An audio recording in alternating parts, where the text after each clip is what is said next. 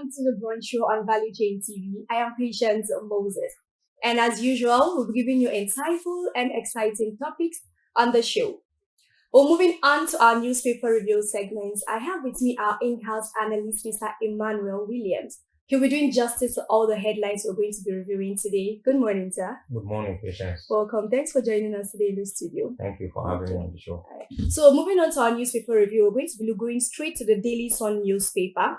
The top headline we have here says, hardship, revolt brewing, Agbakuba warns government. So this is a big warning to the government that something big is actually coming up from Nigerians. What are your thoughts to this? Well, Agbakuba has been an outspoken person right from when he was president of the Nigerian Bar Association. Okay. And giving this warning at this time, I think is quite precise. And the government needs to take immediate action because a hungry population is an angry population, so to speak. That's true. So if something is not done as soon as possible, things will get out of hand. Even in early history, looking at the French Revolution and the rest, this was how it started. And recently we have seen from Kano down to the south, how people were protesting, even in Niger as well. So if the government doesn't do anything at this point in time that we are speaking, then they should be ready to have so many things on their hands, especially as regards revolts here and there, because the people are hungry and they are angry. They need something to eat. Thank you so much on that. And with the protests going on here and there in a few states, so the government should actually be careful and look towards this. And so we're moving on to Daily Trust newspaper, and their biggest headline says, FG yet to release free grains to Nigerians. This was a promise they made weeks ago, and up till now, it has yet to come to pass. And Nigerians are reacting. Actually, the insincerity in governance is something to be bothered about. We have a government that doesn't take the average Nigerian concern to heart. The average Nigerian walking on the streets, they need food and they are hungry. And with the promise that, okay, very soon we are going to release food into the Nigerian economy. We have been expecting that to be done since, and nothing has been done, so to speak. And the people are quite worried with the prices of food going high. In fact, before now, if you go to the market with a little as 1,000, you should be able to get breakfast for yourself and your family. But today, it is reverse is the case, because with 1,000, you can only buy maybe a cup of grain. Not like before, when 1,000 can provide. Yes. So bread, what do you call it, sugar, everything is skyrocketing and is hitting the ceiling. So if the government is not sincere in this aspect, then the people will not trust the government, because usually it is very, very difficult to trust the government. And there have been promises upon promises, and the government is not trying to keep into its promises as regards this particular issue. So the people need to see that the government is serious, and for the government to get the people on their side, then they need to how do you call it? Redeem. Redeem their pledge and make sure that they keep to their promises. That's true. Yes. So it's like the government now they have to like kind of buy back the confidence of Nigerians, because it's actually going. Nigerians are no longer, they don't believe whatever it is the government are saying. I'm sure this is the reason why they are reacting to this particular. So you've promised us grains. We've been waiting. Where are the grains? I hope they also look to this. So we're moving on to the Punch newspaper. TUC NLC split as DSS warns Labour against planned protests. So these two bodies have been together, and now all of a sudden they are splitting up. What do you think is the reason for this? I think the headline is an interesting angle to the protests, because ever since, even before the TUC, those days we used to have just Labour. And when the TUC came on board, right from the time of people like Peter Esele, you notice that at the nick of time, at the 11th hour, when they are planning to shut down activities, you discover that there will be some sort of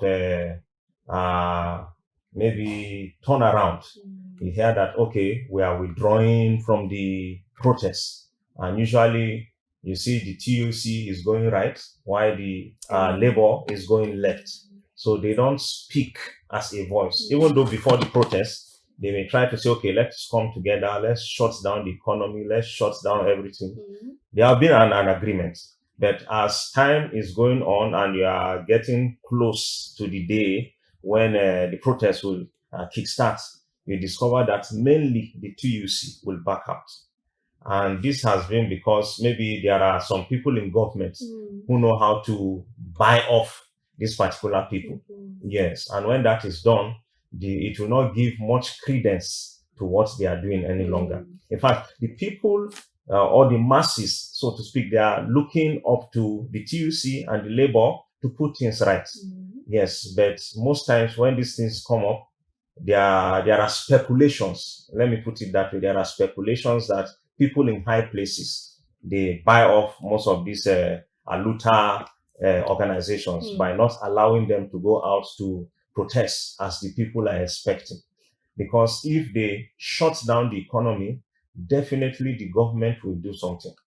And for the DSS to now wade into the situation, I think what is expected of the DSS is to try to see how they can give back into the protest rather than stopping the protest. Protest in Nigeria is illegal. According to our constitution, we have the legal right to protest, especially when we are not happy about government policies. So they are not doing anything wrong. So the DSS should rather make sure that the protest goes well rather than trying to stop the protest. Yes, they should provide security and ensure that whatever is going to happen should happen within what the constitution is saying. Okay, go out, express your franchise, tell the government you are not happy, but do not destroy anything. Do not cause havoc. Do not cause any mayhem. So this is what the DSS should rather propagate rather than trying to stop the protests. I hope they are getting and listening to us right now, and I wish they would do just as you've said. Provide security for Nigerians that are trying to speak out. Things are hurting them. They're not finding it funny. I don't expect someone that you're stepping on his feet to remain quiet. They will definitely have to speak out. Definitely. So TLC, TUC, I don't think they should be this split. No. Because TUC is actually alleging that NLC took the decision for protest. It was a unilateral decision, meaning that they were not informed. But I think if they're a body and they want to be together, they should see things together. If NLC decides to protest, TUC should back them up. I think that's how it's when it comes to the well-being of the people, the major people that should be speaking out are the members of the TUC and members of the NLC. So these are members of trade and labor organizations. So they represent the people. So if they don't speak with one voice, then the government will see the crack and they will take advantage. And the people will be at the disadvantage at the end of the day. That's very true. Thank you so much, Mr. Williams. I think we'll have to stop here. We're running out of time. And thank you for doing so much justice. I think the headlines are not very clear and I kind of understand. And I've also learned a lot. Thank you so much for being with us in the studio. Patience. We're going to take a short break and we'll be right back after the break. Dear colleagues and industry partners, on behalf of the Federal Republic of Nigeria, I would like to invite you all to join us for the 7th edition of the Nigeria International Energy Summit 2024, Nigeria's premier and official oil and gas meeting due to take place in Abuja from February 26th to March 1st, 2024. NIES remains the only official industry trade event of the federal government with the approval of the Federal Executive Council. Being the first edition to be held under the current administration, the importance of NIES 2024 becomes even the more significant. The theme of the summit for this year's event is navigating the new energy world order, security, transition, and finance. It aims to match Africa's attractiveness to the right investment partnership while ensuring greater participation and engagement of indigenous businesses in the sector. Within the challenges of climate change and energy transition lie opportunities for a future where Nigeria's hydrocarbon resources play a central role in powering our nation, the African region, and the world at large, while at the same time safeguarding our environment. His Excellency Senator Bola Ahmed Tinubu, GCFR, President and Commander-in-Chief of the Armed Forces of the Federal Republic of Nigeria, will be the special guest of honor. As tradition, NIAS 2024 will feature the highest level of attendance by top decision makers, industry leaders, and all stakeholders from both the public and private sectors from across Africa and the global energy community.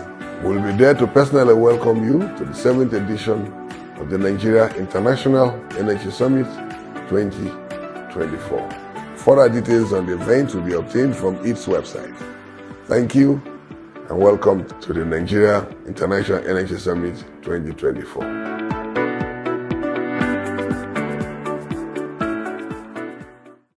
Welcome back from that short break. This is still the Brunch Show on Value Chain TV.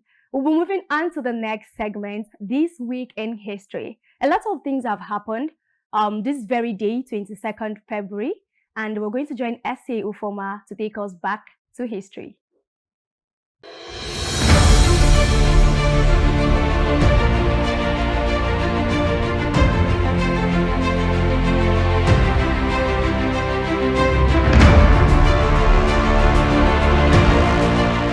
On February 21st, 1976, Nigeria's former head of state, General Murtala Ramat Mohammed, was assassinated in Lagos. General Murtala Mohammed's leadership was marked by his anti-corruption stance and efforts to decentralize power. His death left Nigeria in shock and uncertainty as the nation mourned the loss of a visionary leader. His leadership and contributions to the country are remembered to this day.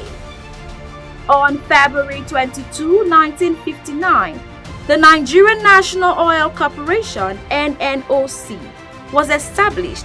It was a significant step towards the development of Nigeria's oil and gas industry, with vast oil reserves discovered in the Niger Delta. The NNOC played a crucial role in managing and regulating Nigeria's oil resources, laying the groundwork for the country's emergence as a major player in the global market. The NNOC later transformed into the Nigerian National Petroleum Corporation (NNPC) in 1977. On February 23, 1986, Nigeria's famous musician Fela Kuti passed away. Fela Kuti, the legendary musician and outspoken critic of Nigeria's government, passed away on this day. Through his Afrobeat music, Fela fearlessly addressed social and political issues, challenging corruption and oppression. Despite facing persecution from authorities, Fela's influence transcended borders, leaving an indelible mark on Nigeria's cultural and political landscape. On February 21, 1976, Nigeria's military government changed the country's capital from Lagos to Abuja. Amidst concerns over Lagos' overcrowding and coastal vulnerability, Nigeria's military government made the historic decision to move the capital to Abuja, situated in the center of the country. This monumental shift aimed to decentralize power and promote national unity. The move sparked massive infrastructure development in Abuja, transforming it into Nigeria's political and administrative hub. On February 22, 1971, Nigeria's national flag, the green-white-green, was officially adopted.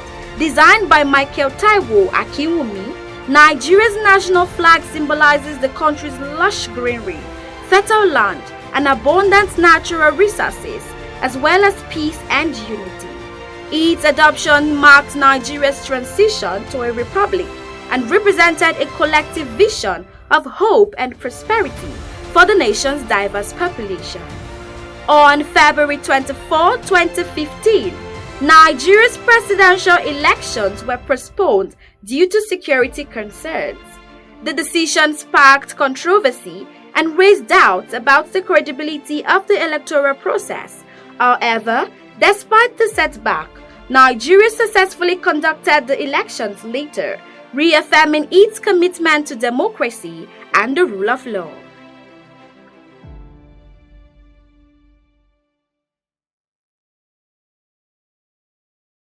Okay, thank you so much, S.A. Ufoma. That was so insightful and educating. I hope you've learned a few things about some of the things that happened on February 22nd, way back.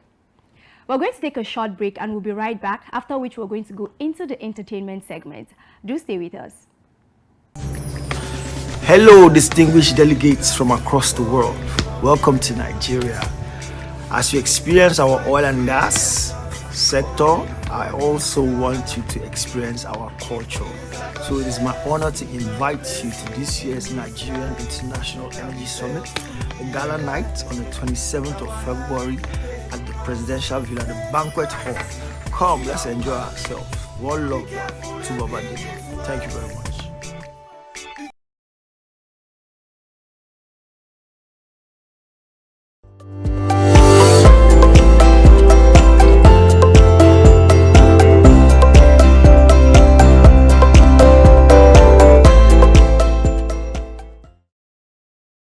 Welcome back from that short break. Moving on to the entertainment segment, Davido has pledged 300 million naira to orphanage homes in Nigeria.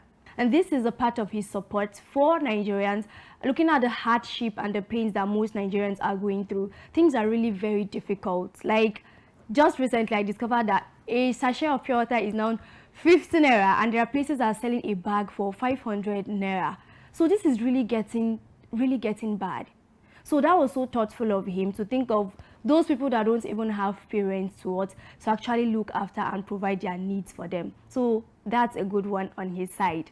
That aside, when he came about this pledge, Daniel Rega is saying a lot of things. Daniel Rega is a Twitter user, the X app user. You know, it has been changed from Twitter. And so he made a few comments about that, saying that Davido has been making a lot of pledges and then he has not redeemed any of that. But well, that is not his to say. It is left for him to what? It is left for Davido to actually redeem the pledge that he has made. And since he started the Davido Foundation in 2022, he has actually redeemed practically all the pledges he has made. So I don't know where Daniel Rega is coming from. I hope that was insightful and also educating. And then still on the entertainment segment, we've also gotten a report that Nigerians spent close to 1.2 million naira on cinema films. Well, this is to show you how much Nigerians cherish movies. But that's not bad, because movies and films are just a means of us relaxing and getting leisure, looking at how things are very, very difficult. I think watching movies is a good way we can actually relax and get our minds off the pains and the hard things that were going on in the economy. Thank you so much for staying with us on the show. I hope you enjoyed every segment. I know we're going to bring you, and I trust we're going to bring you more and more inciting and educating content next week. I am Patience Moses. Thanks for watching. Do have a lovely day.